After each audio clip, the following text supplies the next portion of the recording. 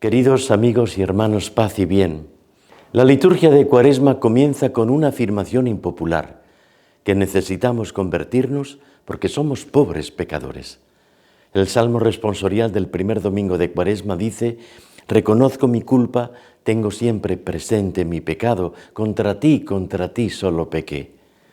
Y sin embargo hay que decir que esta confesión no es triste ni nos abruma hasta aplastarnos, es más bien la condición para entender la alegría cuaresmal.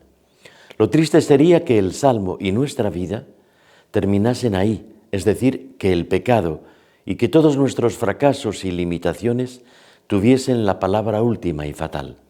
Pero Jesús ha venido para darnos una renovada oportunidad siempre, como quien brinda generosamente la puerta de salida en los callejones que aparentemente no la tienen.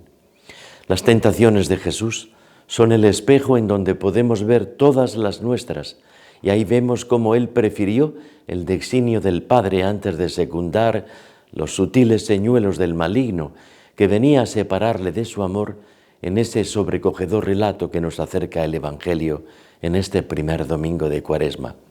Es el desierto de todas nuestras tentaciones, en donde se nos salva de la soledad, librándonos de nuestras seducciones funestas, para prepararnos así a la acogida renovada de la luz pascual que viene a iluminar todas nuestras oscuridades.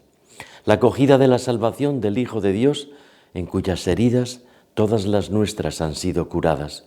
La acogida de la victoria del resucitado, que viene a triunfar sobre todas nuestras muertes y derrotas.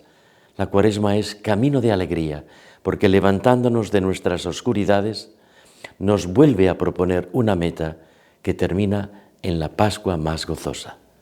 Que Dios os bendiga.